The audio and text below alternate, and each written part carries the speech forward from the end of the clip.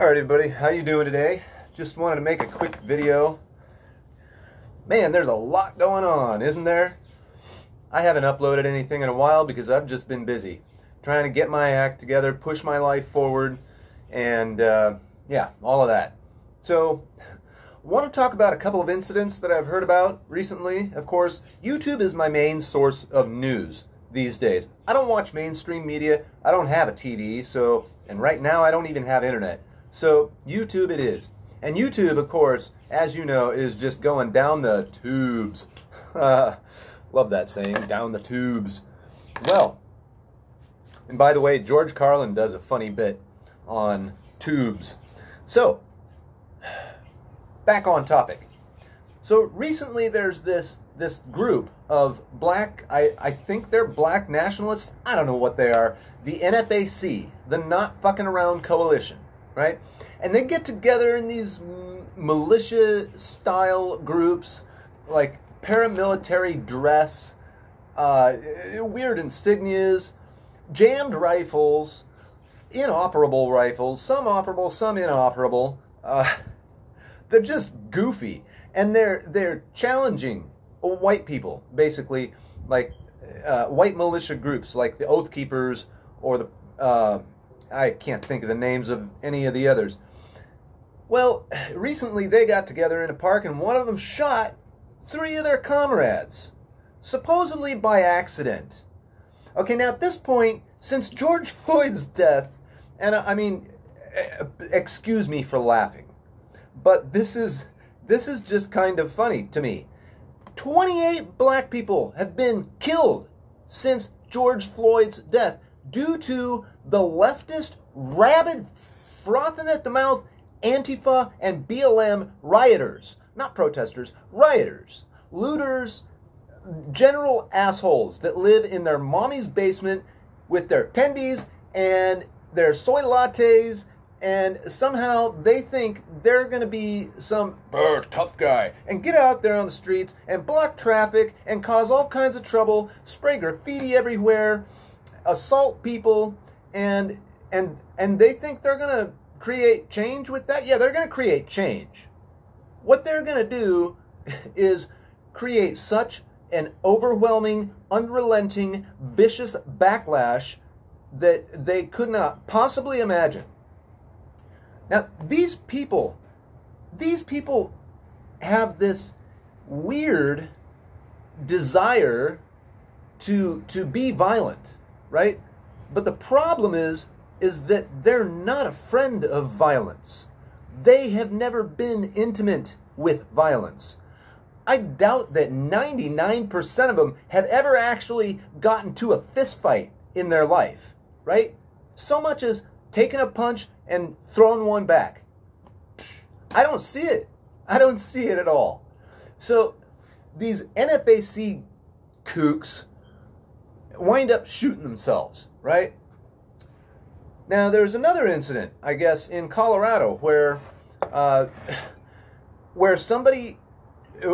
of these protesters, one of these stupid activists, right, with not 2 brain cells to rub together, brings his AK-47, and this is in Texas, brings his AK-47, has this little short news blurb where he explains why he's carrying it, and he declares proudly that, oh yeah, all these white supremacists are too pussy to do anything about him open carrying anyway, right?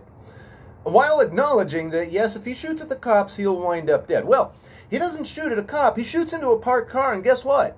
Somebody with a gun was in that car, and they were like, holy balls, boys, we're taking fire. And they fired back and got him. I mean, do this real quick. Now that's a feel-good fucking story. I hope the dude's dead. I hope he died miserably and suffering. I hope he took that shot in the gut and bled out slowly. Because that stupid fuck, thinking it's a good idea to shoot into somebody's vehicle, deserves to die. Deserves it. 100%. Now the problem that I notice is that the reporting claims him as the victim and the occupant of the car who returned fire after realizing they were being fired upon as the suspect. Are you freaking kidding me? That is so backwards. It's unbelievable. Unbelievable. How in your right mind can you as a human being look at that situation and call the assaultee the suspect as if they're in the wrong and the assaulter the victim just because he took a bullet and went down? Right? No, he shot first. He's the suspect. The person in the car who returned fire, they're the victim. Well, I guess you could look at it this way. They're not a victim anymore now, are they? That's right. That's why you should pack everywhere you go. Now, so of course, you know, the media is going to do this. They're going to take a situation that's caught on camera, that's clear as day, unedited footage, and they're going to textually, as in writing, describe it and twist it to be the opposite of the truth, right? Now, right now in this country, there is a war on truth. I mean, not a hot war. Well, I guess, wait a minute. Let me backtrack again. Okay, that you could consider that incident part of a hot war. You could consider the NFAC, the Not Fucking Around Coalition, shooting themselves as elements of a hot war. So, just be aware out there, folks. Understand that the media is going to lie about you, especially if you're white, especially if you support Trump, or if you're just ambivalent, if you're just in the middle of the road and you're white, you're anything other than white, you're relatively safe. But if you're white, you're not safe. You're not safe. You can't do enough to appease these cucks who imagine themselves strong and victorious, stunning and brave. Stunning and brave, my ass. They're pathetic. The only problem is there are so goddamn many of them nowadays that they do pose a threat. They do pose a threat because they're the loudest. You know the squeaky wheel gets the grease, that saying that says the squeakiest wheel gets the grease, right? Well, they're the squeaky wheel right now. They're the squeaky wheel, yelling the loudest, screaming nonsense, right?